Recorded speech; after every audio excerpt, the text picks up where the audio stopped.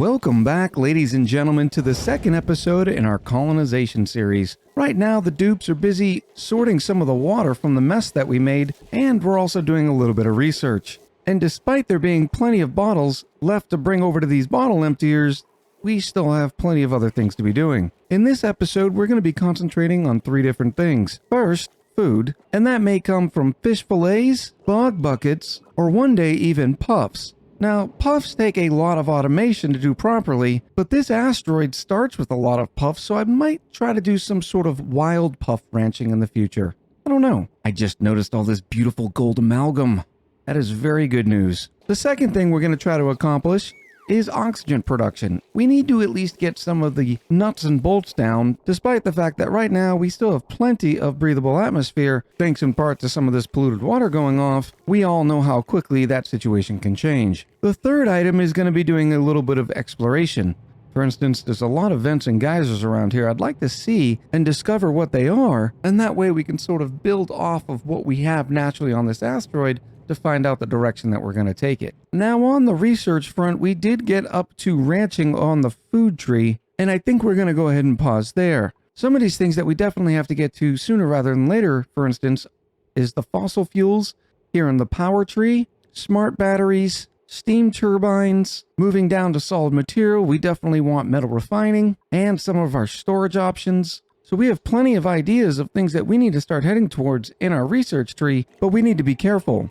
This asteroid doesn't start with a lot of water. There's a little bit more here that we can drop, and there's a little bit way down here, but for the most part, that's all we're gonna see. And considering this planetoid doesn't have a lot of sand on it, we're gonna need to be careful how much of this polluted water we convert over into regular water. And as a reminder, that is also a limited resource because there's no reoccurring polluted water on this planet other than the polluted water we're gonna be able to get from natural gas. So I do believe that focus at the beginning is going to be towards fossil fuels, grabbing that natural gas generator, and then obviously to all the accessories that we'll need in something like that.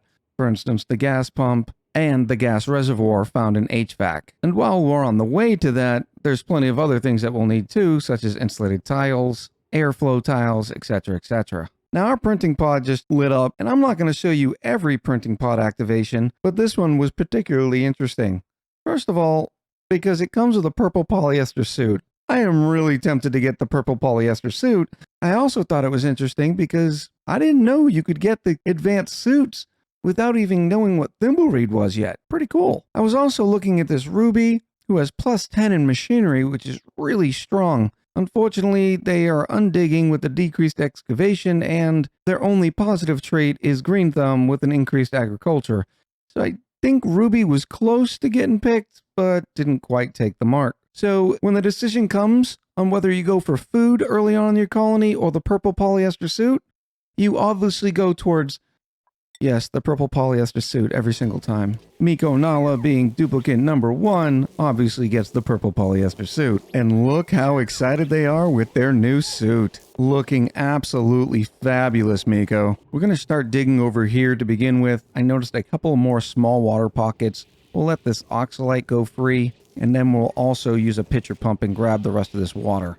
And look at this, there's another neutronium patch right here. And look at this giant gold vein. This is beautiful. We're gonna have gold for days. Now right now we have both of these bottle emptiers set on auto bottle.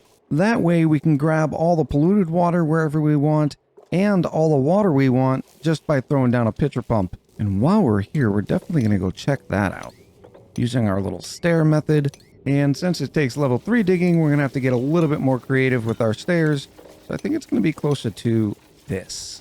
And while the dupes are working on that, we're going to go ahead and throw down some beautiful planter boxes to start getting going on our bog buckets. Right now, we're going to start with only 3 sets of 4. And the reason why it's sets of 4 is because our bog buckets take 6.6 cycles to grow when they're being grown domestically.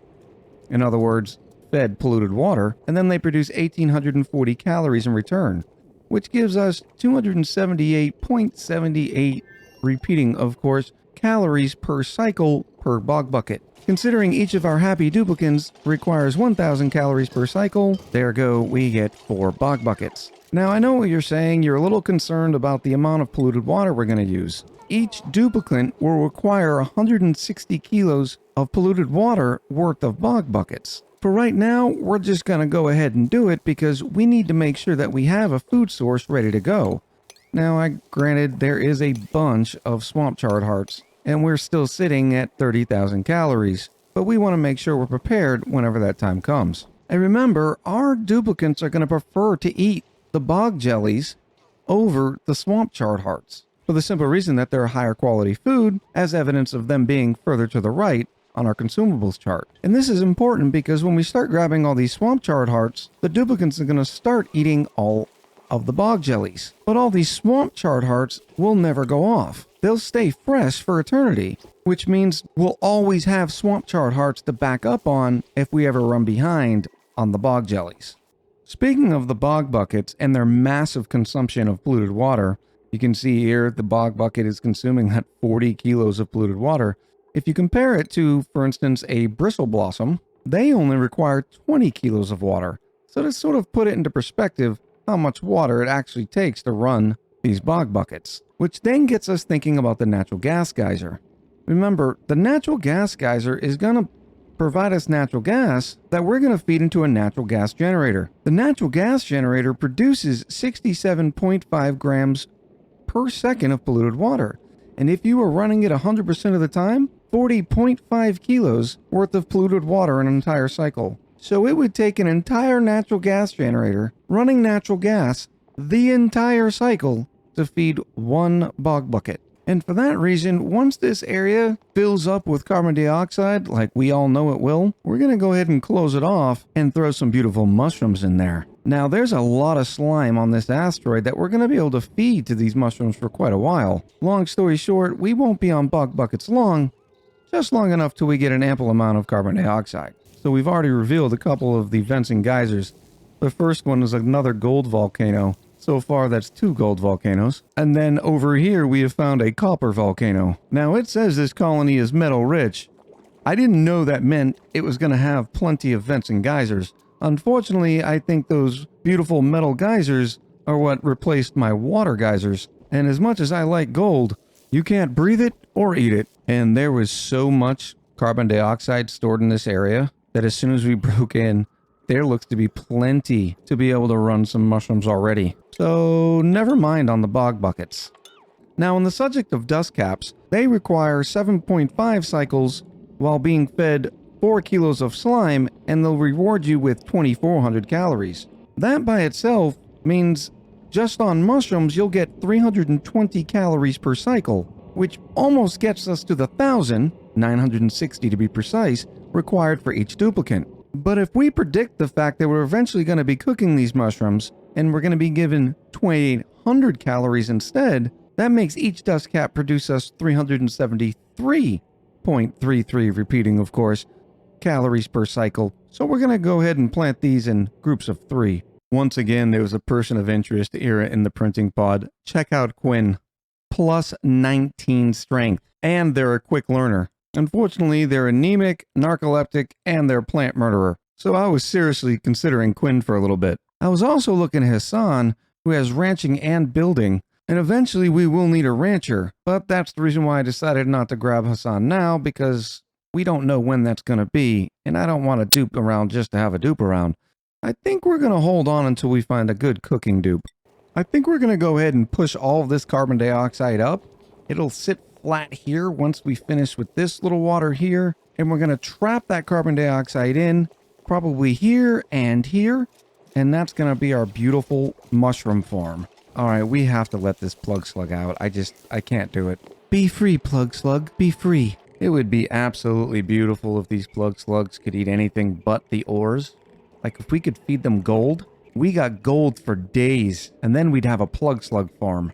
All right, so here's the basic framework. If the plug slugs would get out of the way, and this one's defense, it can't really go anywhere. But we start with a barrier here, and then a door on top, and that way your carbon dioxide will sit at the bottom and not have an opportunity to climb and escape through these pneumatic doors. Now we're going to grab this carbon dioxide through here, and the way we're going to do it is just by building tiles all through here. And as we build these tiles, more carbon dioxide will rise. Now, we definitely could have used a gas pump and then sealed all this in and then vented this through here, but this is a very easy, low-tech way to do it. And then on this side, we have our storage bin filled with our slime, and it's in just a little bit of water, and that way it doesn't off-gas into polluted oxygen. Not that our air is the cleanest anyways. And I guess this is the reason why everybody has icky lungs. Now, since the carbon dioxide started over here, I think this is where we're going to start our mushrooms.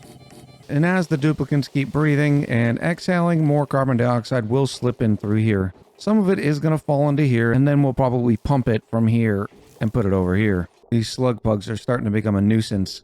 You can see they keep exhaling their hydrogen, which I'm not big on. They're probably also eating all my metal ore. And since we don't have a rancher, the next best thing is going to be sweeping up. So we're going to grab our automatic dispenser so we can already start our sort of infinite storage area. So something odd has happened with the colony. All the vents and geysers have this little local colony lax field research indicator, which clearly says this is a cobalt volcano. Down here, it says the same thing. We obviously haven't been anywhere down here. The priorities are still set normal, so I'm not sure exactly why it's telling us exactly what every neutronium patch is. Incidentally, we dug further down here to sort of develop our carbon dioxide sink further and to discover what this was. And oh joy, it's carbon dioxide at 500 C. I mention that because we've already seen the left side of the asteroid and the right. Here's the top, and here's the magma biome. We've pretty much explored most of this asteroid already, and this is the only natural gas geyser. Not exactly what I was hoping for. When you go to your star map and you click on the planetoid, it shows you what vents and geysers are going to appear on it, but it doesn't say how many. So I was kind of crossing my fingers that we'd have more than one natural gas geyser. Another pod and another disappointment, this time in the form of an RE. This RE had tidying, farming, and cooking. I was very excited. I thought we'd have some sort of cool farming and cooking dupe. Unfortunately, they're a plant murderer, and I'm not dealing with that, so we're just going to stick to the snazzy suit. We finally got our dust caps in, and we did end up having to use the regular farm tiles instead of the planter boxes because of the level of carbon dioxide. But we did manage to cover more of this farm with more carbon dioxide by hooking up a gas pump down here and siphoning all the carbon dioxide that was down here. So now I feel comfortable extending all these mushrooms for a little bit, all the way until we get up to, say, 8 duplicants. We'll be able to survive right off of these dust caps. Some other items that we've been working on in the background is we added 2 automatic dispensers with a couple of buddy buds and a light for good decor touch. The duplicants will end up standing here to grab things out of the pile, and they'll actually stand here when needing the deposit in this automatic dispenser. So all things being equal, it's not too bad with a total decor rating of plus 45. Elsewhere, where we were Dora the Exploring, we have found a whole mess of more gold amalgam. It's ridiculous. I'm starting to think all the vents and geysers were not from the metal rich, but rather the metal rich is indicating all these rich veins that we have of beautiful metal ores. Also nestled down here is our friend. Incidentally, we also found the teleporter transmitter and the receiver, so we'll be able to check out our neighboring colony relatively soon. We finally have a duplicate I'm really excited about. We have the farming and the cooking for exactly what we were asking for, but they also start with mechatronics engineering. Their negatives is they can't attack and they can't dig. But who cares? They can do mechatronics engineering. Welcome to the colony, an amazing new dupe, Nazgul. Now Naz here is probably going to be disappointed because they think they're going to be a mechatronics engineer. And maybe one day in the future they will be. But their primary job is going to be grilling. So here's our quasi-temporary oxygen solution. We have our sublimation station. Now the sublimation station requires polluted dirt. It'll take that polluted dirt and 60 watt and turn it into 660 grams worth of polluted oxygen. Enough for a little over 6 duplicants. But the bad thing about the sublimation station is it's gonna make the whole area really polluty. Is that a word, polluty?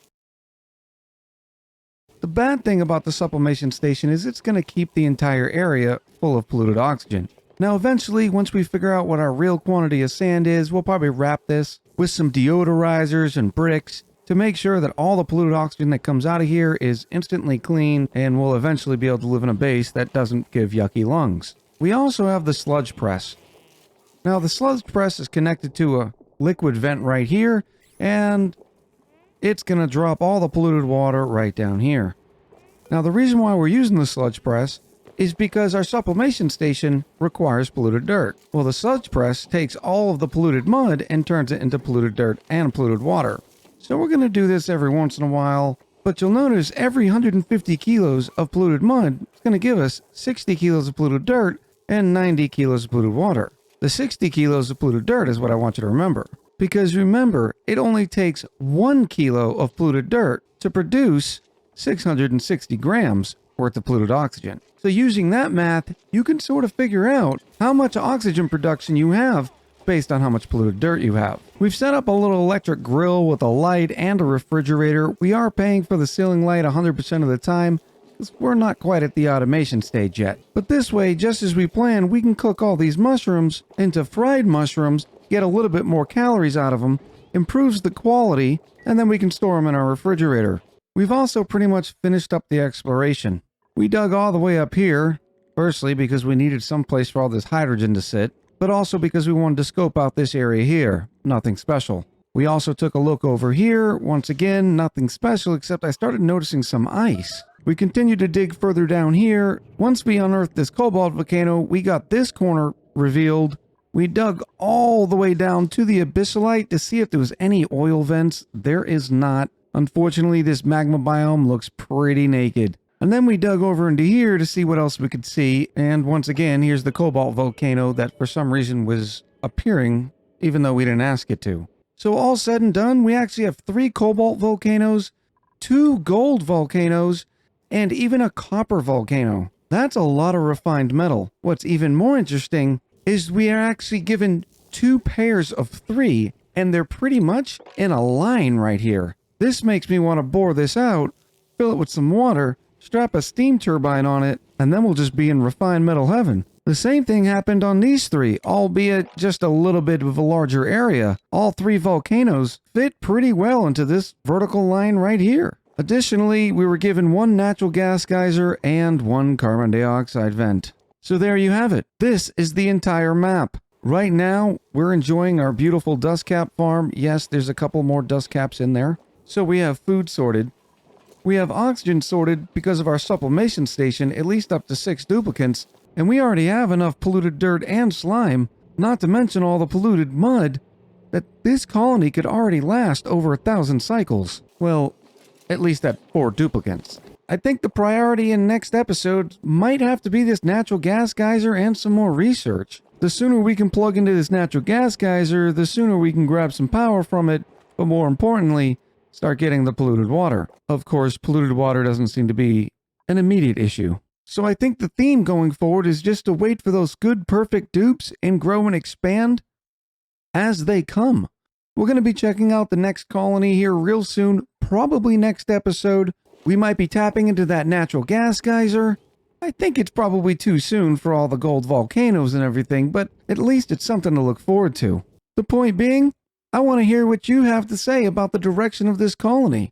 What do you think we should do? You've seen the resources, you've seen the map. I can't wait to hear your suggestions. I'm looking forward to reading them. I had a blast with this episode. I hope you did too. And I'll talk to you soon.